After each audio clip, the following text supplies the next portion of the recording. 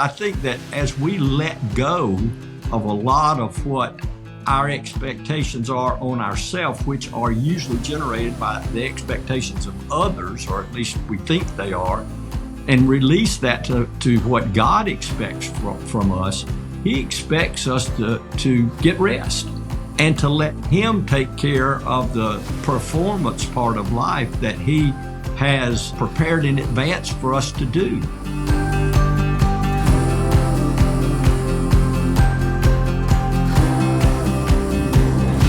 Hey friends, welcome to our JourneyWise podcast. I'm Shane Stanford, along here with my friends Dr. Ronnie Kent and Dr. James Kent. And today we're going to be talking about something that I believe has affected everyone at some point or another, and that is the quality of our sleep. We know that sleep has a major impact on the rest of our lives, whether we understand that or have seen that tangibly or not. It does have an effect on the quality of our life, quality of our mindsets, on the quality of our decisions. And so today we thought we would approach it by having our two wonderful experts talk to us a little bit about what it means to have good sleep patterns. And I will begin this by just saying a confession that I went for many years not having very good sleep patterns and affecting me in a myriad of ways. And I do know the impact that it has on your life, especially when you go for days without many hours of sleep total, if any at all. And you just feel like, that your body can't function. And there's a reason for that. So Ronnie, why don't you kick us off and talk to us a little bit about the importance of sleep and why so many people struggle with this particular issue? It's just a fascinating topic. I was talking with James about it, and I've always, in my practice, had to help people with sleep issues because in dealing with children, and especially children and teenagers and young adults with school problems and in particular attentional problems, many of which had to take medication, I had to really work hard to make sure they were sleeping because I believe that sleep is the number one issue that can cause performance problems in the area of school and I think it can significantly affect your emotional state. So I really had to work hard at trying to help them maintain an adequate amount of sleep. And it was difficult. And I think that it's because a lot of times sleep is not recognized for its significance. And therefore, it's kind of like exercise. Well, I hope I can get enough exercise, but if I don't, it's just not that important. And I think sleep is probably even more taken for granted that if I don't get enough sleep, that's okay. I can catch up on the weekends or it really is not going to affect me that much. But it absolutely does. And so I'm so glad. And that's why we're going to take two episodes to actually talk about it. The first one being more about what is sleep and what's the nature of it. And then the second is maybe hopefully helping people with some very practical ways that they can improve their sleep habits. Well, what are the major stressors that cause sleep to be so unpredictable for people? Just, name a few of them, maybe some that people will recognize in their own patterns and in their own lives. Well, I can speak to the medical side. There's a lot of medical conditions that the condition itself can affect, heart disease, lung disease, certainly some mental issues that, go beyond the emotional side of mental health. And then, unfortunately, along with the medical side of it, there's medication that a lot of people need to take for those medical conditions. And for that reason, the medication itself can affect sleep. And what we have to say early on, and probably say this multiple times while we're talking about sleep, is that what works for one person may not work for another person, or what causes problems for one person may not cause problems for another person. And so it's not one size fits all. And I think that's a frustrating thing for people too, because, most people, and we're going to talk about this, most people need to stay away from caffeine possibly for 8 to 10 hours before they are planning on falling asleep. My wife will many times say, put your coffee down, you're going to spill it because you're falling asleep. So I can fall asleep drinking a cup of coffee. It's just like my patients that would have to take stimulant medications to help them with their ADHD. The majority of those patients, we had to be careful not to take that medication too late. But I had a few that I found out by accident, or the parents found out by accident, with the dad giving the wrong medicine at night a lot of times, that they actually slept better when they took a stimulant. That doesn't really make sense biologically, but biochemically. We have to be careful, and James speaks to this, is that, and I'll not steal his thunder, but he speaks to the fact that you just have to know yourself. So I'm going to let him kind of talk about that. Sleep's a very interesting thing. I think if you look at sleep from a sociological perspective, or how society views sleep, I think there are positive opinions and negative opinions, but I think predominantly, we may not say it out loud, but our society really tends to value productivity. Maybe they don't fully see sleep as negative, but certainly there are negative connotations around sleep because it is seen as something to potentially hinder productivity or efficiency. And so, one thing that I used to help patients with is, what is your opinion of sleep? How do you view sleep? Because that will impact the decisions you make around sleep. Even your attitude towards sleep can affect even, the quality of your sleep, for example, or how much sleep you think is adequate. So that's one side of things, is how do you view sleep? That's a very basic question, but something that we don't often know to consider. If you're a parent, it might even affect how you parent your kids. Maybe you allow them to do more activities. For example, if you feel like, again, sleep is something that sort of gets in the way of the day, or causes you to be less productive. Me personally, I probably have an overly positive view of sleep, as in I could sleep a lot. I tend to enjoy sleep. It's very relaxing. And even to this day, I'm 41.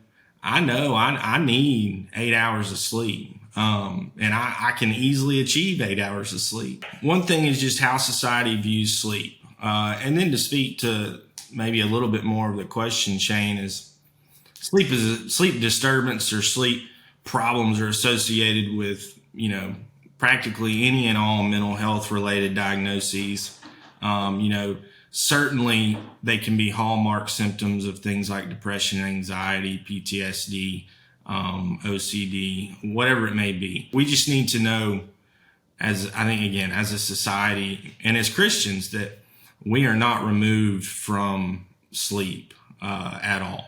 Well, I hear 8 hours a lot, of course, but what is and I know this varies from person to person, but what is the accepted average amount of sleep that a person needs during the day to have kind of the mindset and the physical strength to do something? Sleep is one of those things, and you often hear people ask that question.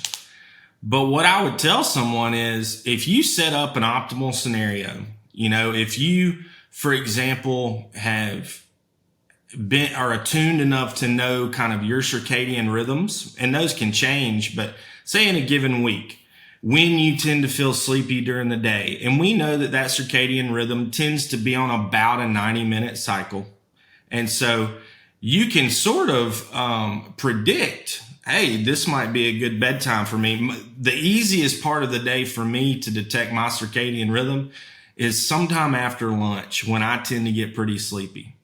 And you can kind of mark that time down.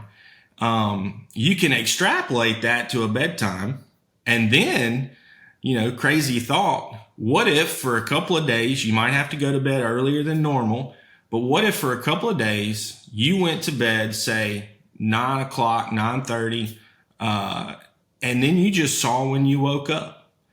That is what I would say you need in terms of an adequate night's sleep. If you do that 3-4 nights and you're not dealing with some problem, I wouldn't suggest this per se for someone who's dealing with an active sleep problem, but 6.5 hours for someone maybe who's a little older in age, all the way up to 8.5, 9 hours. My wife really does well with about 8.5. But she knows that, and she tends to be in the bed early. You're going to have to figure out your time frame. We were also talking about these people that we know. I don't know a ton of them, but I know a few people who, I've heard numerous times say, yeah, 3-4 hours is about what I sleep a night. There's not really any evidence, at least that I know of, that suggests that is a very sustainable thing to do. Certainly there are people who need less sleep, and some of them are going to be outliers. You may have your person with needs 5.5 hours, and they're genuinely okay with that. Most of us, overwhelmingly most of us, 80+% probably aren't falling into that category. And then these people who say 3 to 4, they're probably experiencing a crash at some point where they sleep a longer period of time. But I wouldn't say that is altogether healthy. And on the flip side, you may have someone who is in the midst of a depressive episode who, unfortunately, they want to get out of bed and be active, but they may need to stay for 10, 12 hours just based on what they are going through in that time.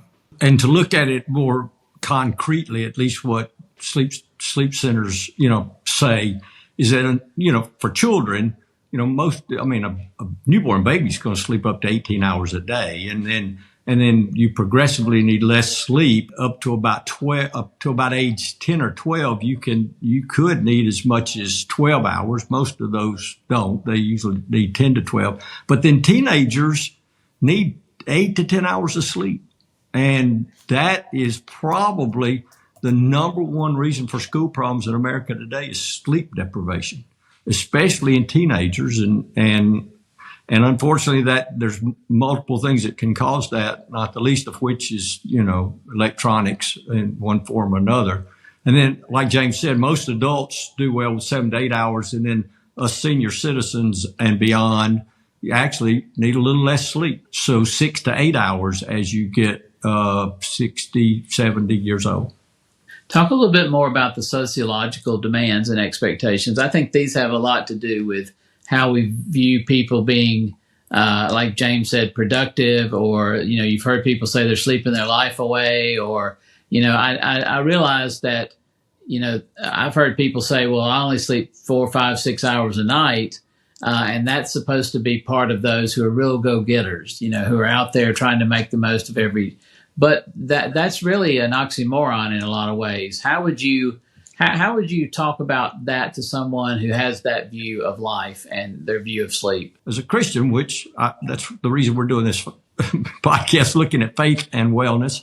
I think the Bible is full of illustrations and verses that talk to us about sleep and rest. I mean, I have some of them that I think one of the strongest is in Hebrews 4, where the writer of Hebrews says, let us make every effort to enter that Sabbath rest. And that's that rest that really God wants us to have and gives to each one of us. He says, let us make every effort. 23rd Psalm says that He makes me lie down in green pastures. He leads me beside quiet waters. He refreshes my soul. He causes me to lie down in green pastures. Psalm 127:2 says, in vain you rise up early and stay up late, toiling for food to eat. That's that performance-based mentality that James was talking about. But listen to the rest of that Psalm 127:2. For he grants sleep to those he loves. I think that as we let go of a lot of what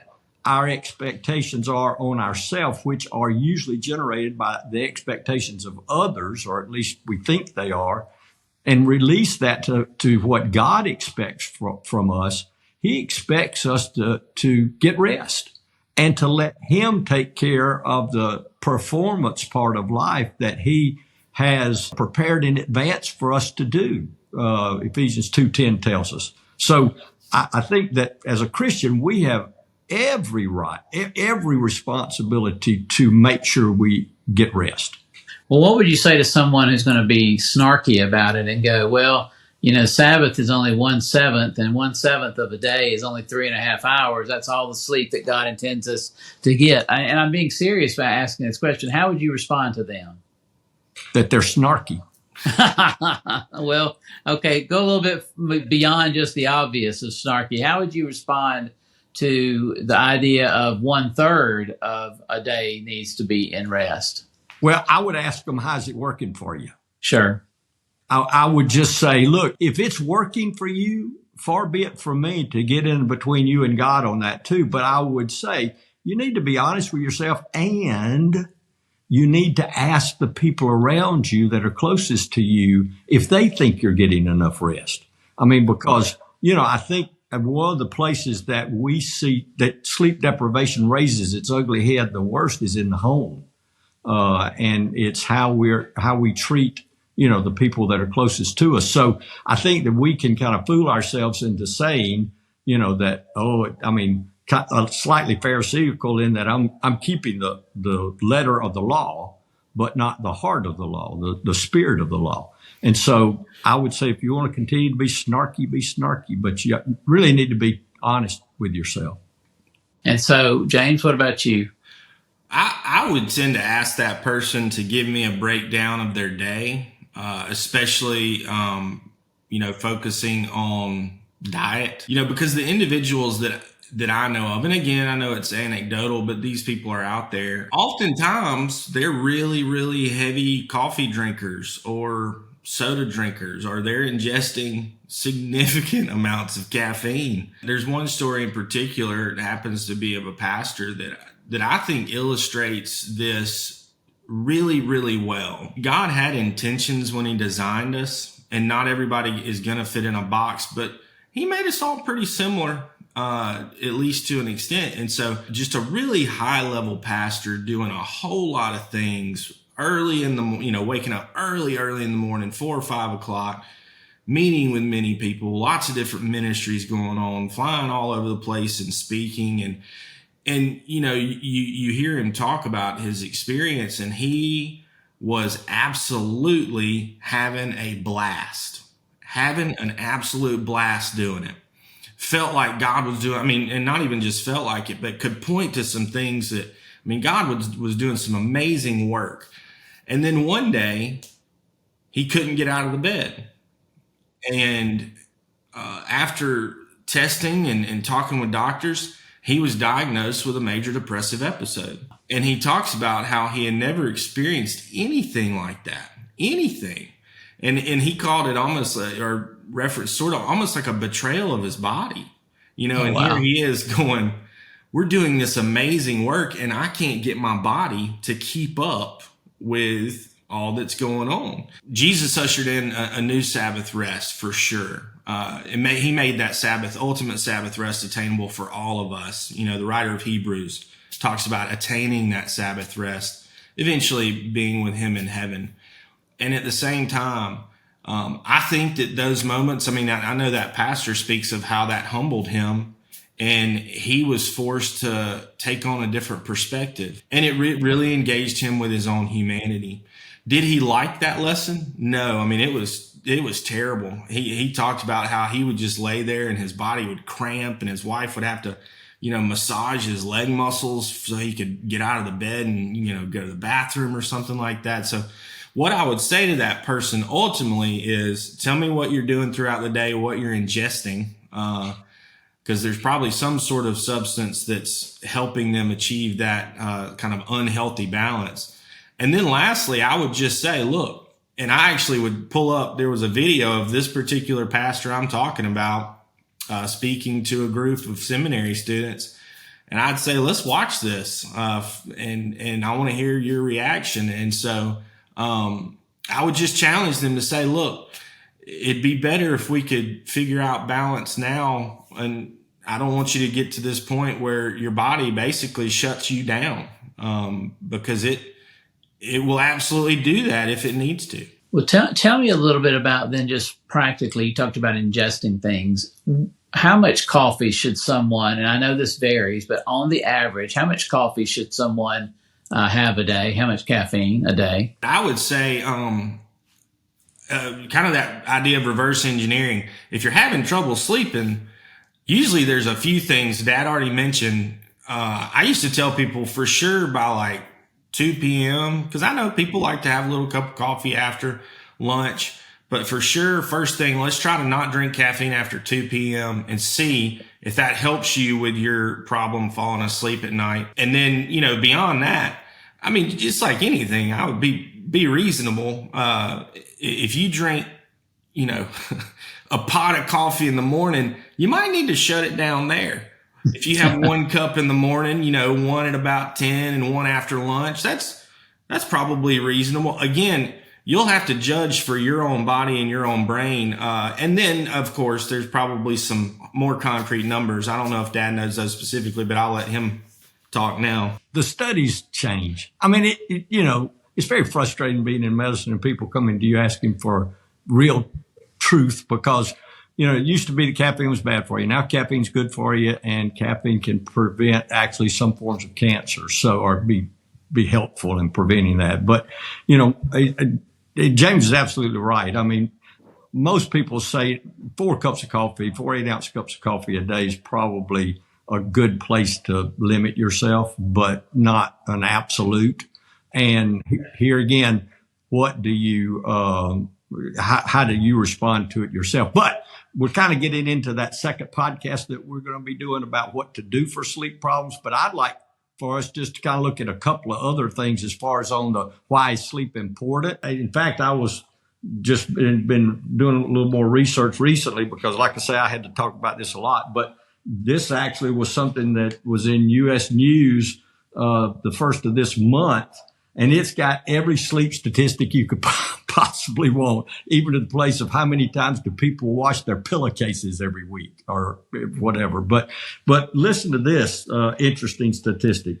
28%, basically 1 in 4 adults wake up feeling well rested most days of the week. 1 in 4. And I don't know. I think I asked James this, but Shane, I don't know if I asked you this or not, but this blew me away. Blank is considered the worst state for sleep.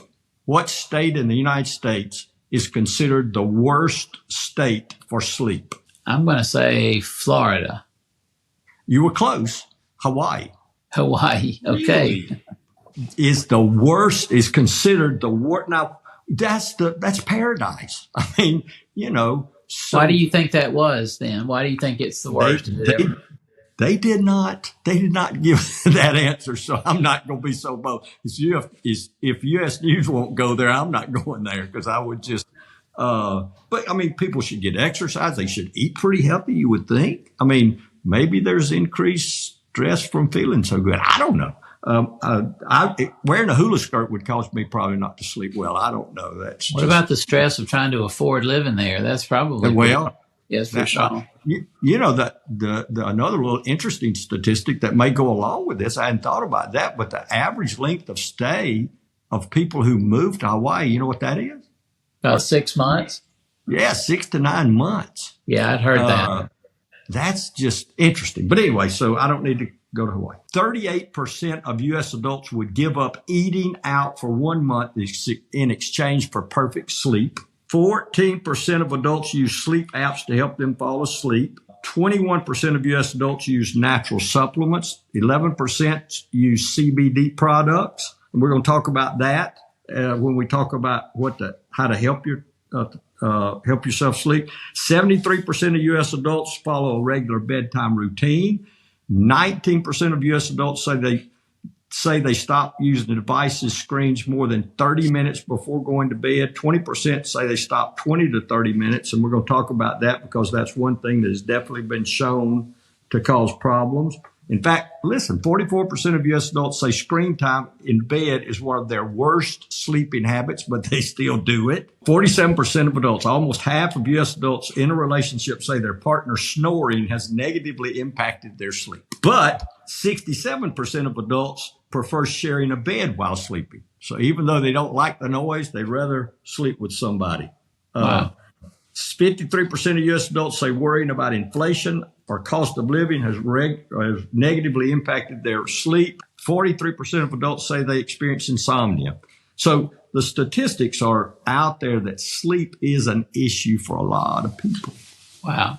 Well, we are about out of our time. Is there anything else you want to finish up this first part? I know the next part, friends, we're going to be talking about some examples of how to approach this. But what else, Ronnie?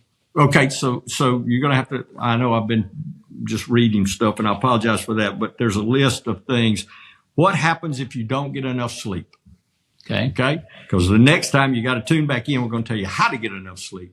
So specific consequences of sleep deprivation can include, that doesn't mean you would, but can include mood changes, anxiety, depression, poor memory, poor focus and concentration, poor motor function, fatigue, weakened immune system, weight gain, high blood pressure, insulin resistance, chronic diseases like diabetes and heart disease, increased risk of early death.